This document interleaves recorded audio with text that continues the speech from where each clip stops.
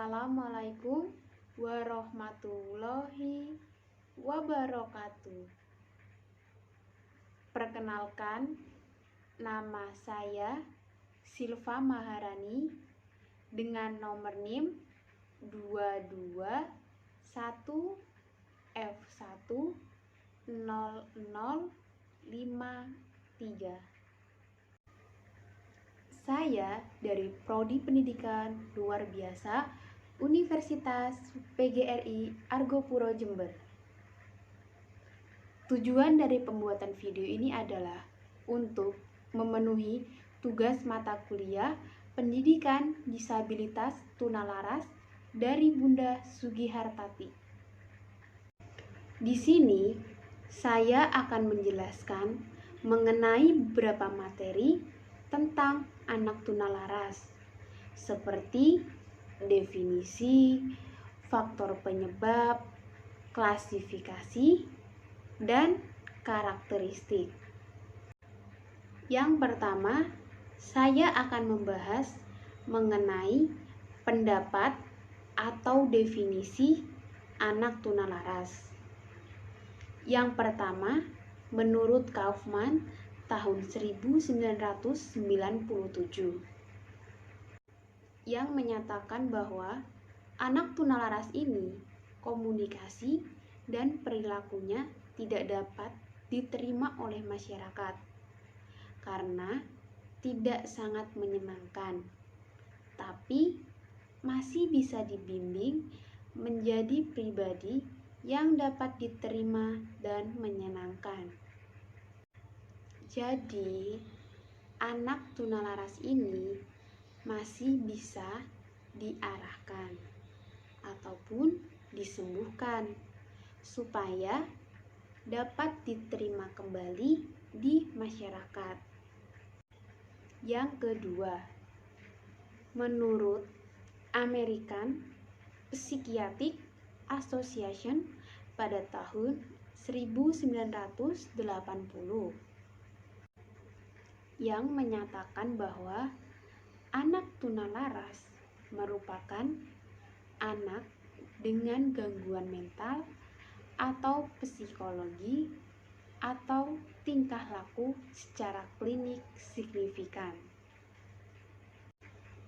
Gejala ini muncul pada anak dengan gejala sakit distres atau kecacatan pada fungsi penting. Yang ketiga, menurut Algozain, Semit, dan Marser pada tahun 1981 yang menyatakan bahwa anak tunalaras ini menunjuk kondisi yang secara terus-menerus untuk melakukan penyimpangan tingkah laku tingkat berat yang dapat mempengaruhi dalam proses pembelajaran. Meskipun sudah mendapatkan layanan pendidikan seperti anak pada umumnya. Yang keempat, menurut Nelson tahun 1981 yang menyatakan orang dewasa yang perilakunya menyimpang dibandingkan dengan anak seusianya dengan frekuensi dan intensitas yang tinggi dan dengan waktu yang lama. Yang kelima, menurut Sulinan Stein Daplayet tahun 1993 yang menyatakan menurut standar pendidikan perilakunya menyimpang dari kenormalan, mengganggu kemampuan keberfungsian bagi diri sendiri dan orang lain. Dalam Peraturan Federal Amerika Serikat, anak tunalaras ini mengalami gangguan emosi yang serius dan ketidakmampuan belajar. Hal ini bukan disebabkan oleh faktor intelektual, perasaan, dan kesehatan. Kemudian, ketidakmampuan untuk membangun atau memelihara hubungan yang memuaskan dengan guru. Perilaku perasaannya tidak sesuai dengan konteks, meskipun keadaan normal. Suasana hatinya pun tidak bahagia dan tertekan. Kecenderungan untuk mengembangkan simptom fisik atau sebuah ketakutan yang berkaitan dengan permasalahan pribadi atau permasalahan di sekolah. Nah, itu pendapat para ahli mengenai anak tunalaras. Kemudian, saya akan menjelaskan pengertian tunalaras. Berikut ini penjelasan mengenai tunalaras. Tunalaras adalah individu yang mengalami hambatan dalam mengendalikan emosi dan kontrol sosial. Menurut Ellie M. Bauer, anak yang mengalami hambatan emosional atau kelainan perilaku apabila menunjukkan adanya satu atau lebih komponen. Berikut yang pertama, tidak mampu belajar karena bukan faktor intelektual, sensori, dan kesehatan. Tidak mampu berhubungan baik dengan teman-teman dan gurunya. Bertingkah laku atau perasaan tidak pada tempatnya. Secara umum, selalu dalam keadaan tidak gembira atau depresi. Bertendensi ke arah atau ketakutan yang berkaitan dengan orang atau permasalahan di sekolah. Nah, itu merupakan pengertian dari anak tunalaras. Kemudian, saya akan menjelaskan tentang sebab anak menjadi tunalaras. Ada beberapa faktor sih penyebab tunalaras. Ada faktor psikologis, faktor psikososial, dan faktor fisiologis. Sekarang saya akan membahas faktor psikologis dulu ya. Jadi, faktor psikologis ini merupakan gangguan yang wujudnya dalam bentuk tingkah laku yang menyimpang. Seperti yang pertama, fixation merupakan perasaan yang mendalam, seperti seseorang yang terlalu mencintai atau terlalu suka dengan pasangannya. Yang kedua, agresif. Agresif ini merupakan tingkah laku yang diarahkan dengan tujuan untuk menyakiti makhluk hidup lain agar mencapai rasa aman. Yang ketiga, regresif merupakan sifat yang mengalami kemunduran, seperti anak SMA yang masih ngedot seperti bayi. Yang keempat, resignation merupakan pengunduran diri, tawakal, kesadarpaham, kepasrahan, sikap menerima nasib, dan penyerahan diri. Yang kelima yaitu konsep of discrepancy atau ketidaksesuaian diri di media sosial. Contohnya, pada zaman sekarang nih, banyak cewek-cewek ataupun cowok yang menggunakan efek atau filter ketika penggunaan foto profil, dan kadang menyimpang jauh dengan keadaan aslinya. Ini salah satu contoh dari konsep disreferensi. Nah, itu merupakan sebab anak menjadi tunalaras dari faktor psikologis. Selanjutnya, ada faktor tunalaras dari psikososial.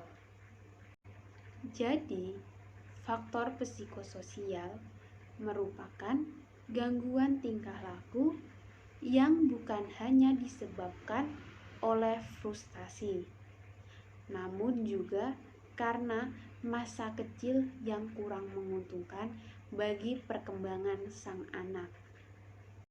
Misalnya, kedua orang tua anak yang terlalu sibuk mencari atau mengejar karir, sehingga anak kurang perhatian dari kedua orang tuanya.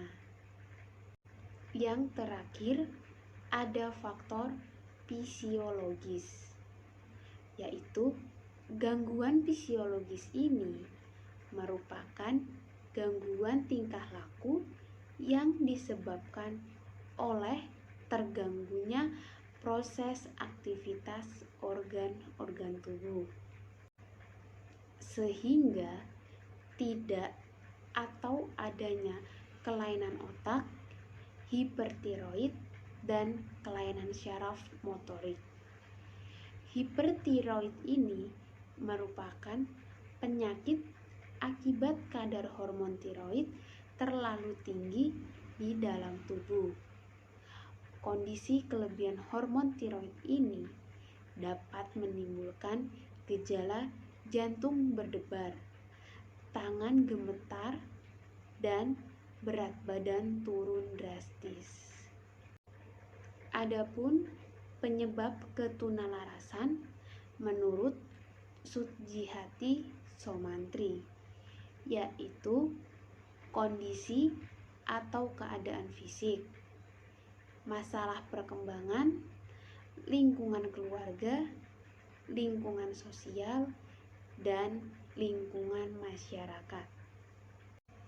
Kondisi atau keadaan fisik.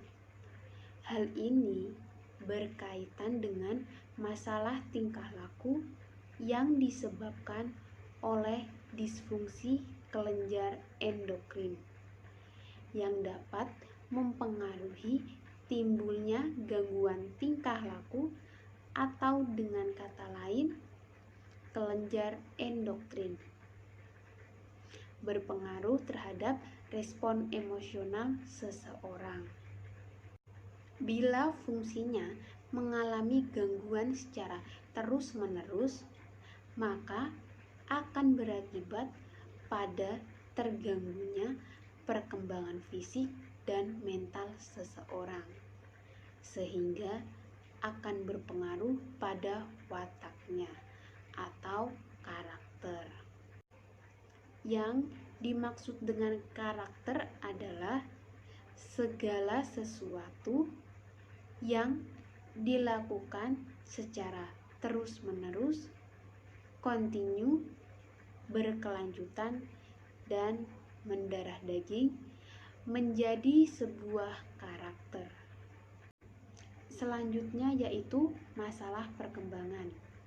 Setiap memasuki perkembangan, guru dan setiap individu dihadapkan oleh berbagai tantangan atau krisis emosi.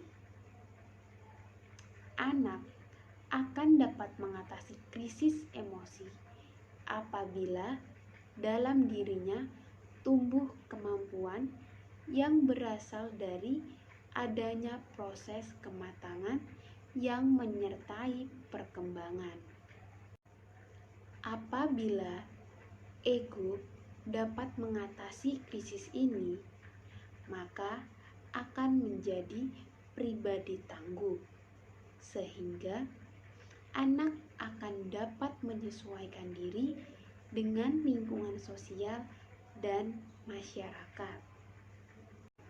Sebaliknya, jika individu tidak dapat berhasil menyelesaikan masalah-masalah tersebut, maka akan menimbulkan gangguan emosi dan tingkah laku, yaitu seperti tanda sikap menentang dan keras kepala. Selanjutnya, lingkungan keluarga. Sebagai lingkungan pertama dan utama dalam kehidupan anak, keluarga memiliki pengaruh yang sedemikian penting untuk pembentukan kepribadian anak. Keluarga adalah peletak dasar rasa aman atau emotional security. Pada anak, dalam keluarga, anak memperoleh pengalaman mengenai perasaan dan sikap sosial.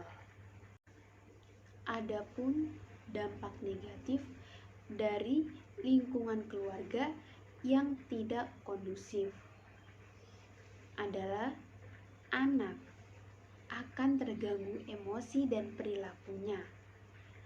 Solusinya untuk para orang tua adalah orang tua harus memberikan kasih sayang, perhatian, keharmonisan, dan kondisi ekonomi. Dan yang terakhir adalah lingkungan masyarakat. Di dalam lingkungan masyarakat sendiri terdapat sumber yang merupakan pengaruh negatif yang dapat memicu timbulnya perilaku menyimpang. Media sosial dan tontonan pornografi ataupun hiburan yang tidak sesuai dengan perkembangan jiwa anak merupakan sumber terjadinya kelainan tingkah laku. Salah satu contoh mengumpulkan anak-anak kecil untuk menonton adegan bersetubuh yang dilakukan suami istri dengan imbalan masing-masing anak membawa beberapa bungkus mie instan. Nah, itulah beberapa penyebab faktor anak menjadi tunalaras. Selanjutnya, saya akan membahas mengenai klasifikasi anak tunalaras. Klasifikasi yang dikemukakan oleh Rosembara dan kawan-kawannya pada tahun 1992. Anak tunalaras dapat dikelompokkan atas tingkah laku yang beresiko tinggi dan rendah, dan yang beresiko tinggi yaitu hiperaktif, agresif, pembangkangan, delinkuensi, dan anak yang menarik diri dari pergaulan sosial. Sedangkan yang beresiko rendah yaitu autisme dan skizofrenia.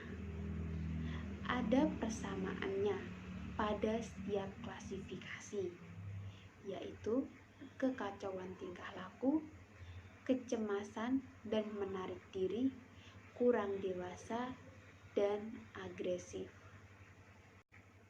Selain pembagian di atas, masih banyak tingkah laku anak-anak yang digolongkan tunalaras yang belum mendapatkan pelayanan khusus. Misalnya, anak yang merasa bahagia bila melihat api karena ingin selalu membakar saja. Anak yang suka meninggalkan rumah, penyimpangan seks, dan lain sebagainya. Secara garis besar, anak tunalaras dapat diklasifikasikan menjadi anak yang mengalami kesukaran dalam menyesuaikan diri dengan lingkungan sosial, dan anak yang mengalami gangguan emosi. Sehubungan dengan ini, Rusi Ibrahim mengungkapkan bahwa anak tunalaras dibagi menjadi dua kelompok, yaitu social emotional children dan emotional disturbed children. Social maladjusted children yaitu kelompok yang menunjukkan tingkah laku yang tidak biasa dan tidak berlaku di masyarakat dan kebudayaan, di mana anak disabilitas laras itu berada. Dalam kategori ini, social maladjusted children dibagi menjadi 3 berdasarkan berat dan ringannya, yaitu yang pertama yaitu semi-social children, yaitu kelompok yang masih bersosialisasi namun hanya terbatas dengan kelompok tertentu. Yang kedua, social primitive children. Dalam hal ini, perkembangannya memiliki sikap-sikap sosial yang rendah karena tidak adanya bimbingan dari orang tua pada masa kecil. Yang ketiga, unsocial children, yaitu kelompok anak disabilitas laras yang mengalami hambatan dalam perkembangan yang sangat berat. Selanjutnya, emotional disturbed children, yaitu perkembangan emosinya yang terganggu, memiliki tingkah laku psikotis dan sikapnya menunjukkan ketegangan batin, kecemasan yang mendalam, dan menderita neurotis.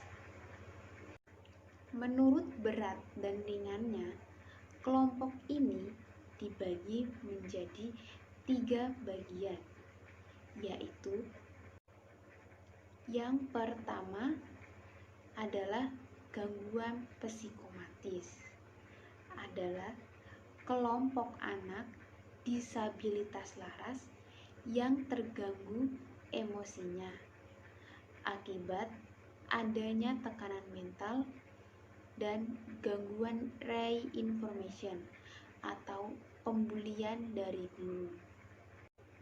Yang kedua, gangguan psikoneurotik, adalah anak disabilitas laras yang terganggu jiwanya, namun tahapannya masih lebih rendah dari psikomatik. Yang ketiga yaitu gangguan jiwa psikotik, adalah kelompok disabilitas laras yang paling berat dan sakit jiwanya. Nah, itulah adalah penjelasan dari klasifikasi anak tunalaras. Selanjutnya, saya akan menjelaskan mengenai karakteristik anak tunalaras. Karakteristik yang dikemukakan oleh Halahan dan Kaufman tahun 1986 berdasarkan dimensi tingkah laku anak tunalaras adalah sebagai berikut. Anak yang mengalami kekacauan tingkah laku memperlihatkan ciri-ciri seperti suka berkelahi, memukul, menyerang, mengamuk, membangkang, menentang, merusak milik sendiri atau milik orang lain, kurang ajar, lancang, melawan, tidak mau bekerja sama, tidak mau memperhatikan, memecah belah, ribut, tidak bisa diam, menolak arahan, cepat arah, menganggap enteng, sok aksik, ingin menguasai orang lain, mengancam, pembohong, tidak dapat dipercaya, suka berbicara kotor, cemburu, suka bersoal jawab, mencuri, mengejek, menyangkal berbuat salah, egois, dan mudah terpengaruh untuk berbuat salah. Anak yang sering merasa cemas dan menarik diri dengan ciri-ciri khawatir, cemas, ketakutan, kaku, pemalu, segan, menarik diri, terasing, tak berteman, rasa tertekan, sedih, terganggu, rendah diri, dingin, mudah bimbang, sering menangis, pendiam, dan suka berahasia. Yang ketiga, anak yang kurang dewasa memiliki ciri-ciri pelamun, kaku, berangan-angan, pasif, mudah dipengaruhi, pengantuk, pembosan, dan kotor. Yang terakhir, anak yang agresif bersosialisasi memiliki ciri-ciri mempunyai komplotan jahat, mencuri bersama kelompoknya, royal terhadap teman nakal, berkelompok dengan geng, suka di luar rumah sampai larut malam, bolos sekolah, dan minggat dari rumah. Menggambarkan karakteristik anak-anak dan remaja dengan gangguan emosi atau perilaku merupakan tantangan yang luar biasa, karena gangguan emosi dan perilaku sangat bervariasi.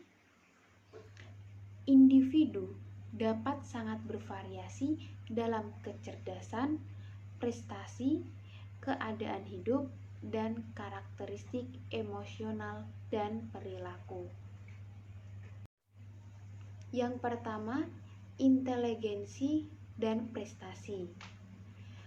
Penelitian secara jelas menunjukkan bahwa rata-rata murid dengan gangguan emosi dan perilaku memiliki IQ dalam penilaian kasar berkisar 90 dan beberapa penilaian yang relatif dalam penilaian yang normal dibandingkan dengan inteligensi distribusi normal. Kebanyakan anak dengan gangguan emosi dan perilaku termasuk ke dalam peringkat belajar lambat dan intelektual yang kurang baik.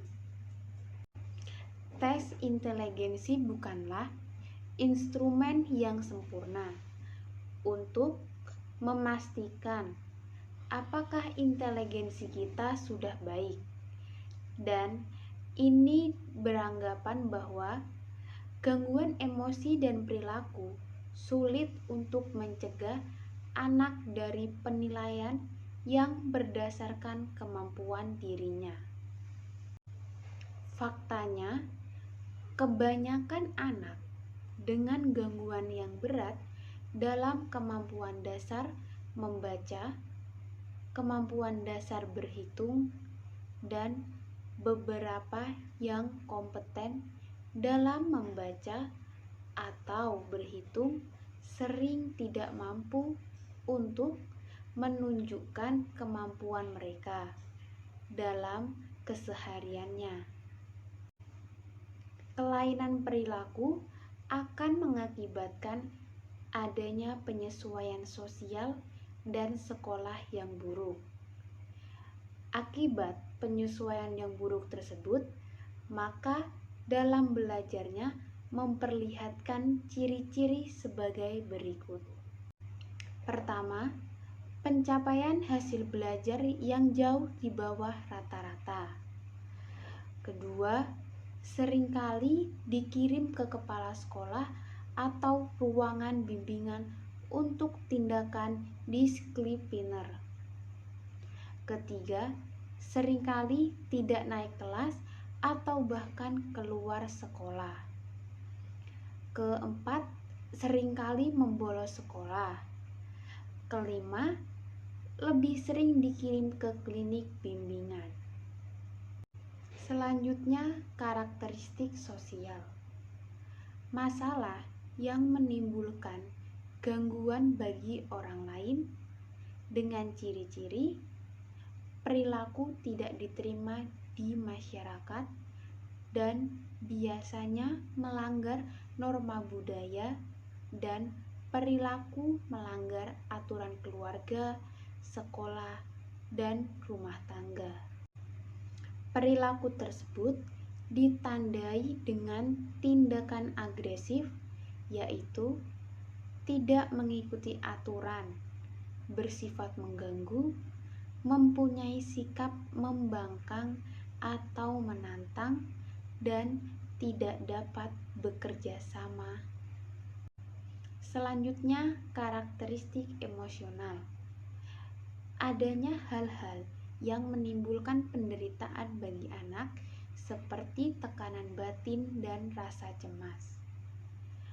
Adanya rasa gelisah seperti rasa malu, rendah diri, ketakutan, dan sangat sensitif atau perasa. Selanjutnya, karakteristik dari segi fisik atau kesehatan. Kesehatan anak tunalaras ditandai dengan adanya gangguan makan, gangguan tidur, dan gangguan gerakan. Seringkali anak merasakan ada sesuatu yang tidak beres pada jasmaninya. Ia mudah mendapat kecelakaan, merasa cemas terhadap kesehatannya, merasa seolah-olah sakit. Kelainan yang lain yang berwujud kelainan fisik seperti gagap, buang air tidak terkendali, sering mengompol, dan jorok. Itu saja yang bisa saya sampaikan mengenai penjelasan tentang anak tunalaras. Kurang lebihnya mohon maaf. Terima kasih. Wassalamualaikum warahmatullahi wabarakatuh.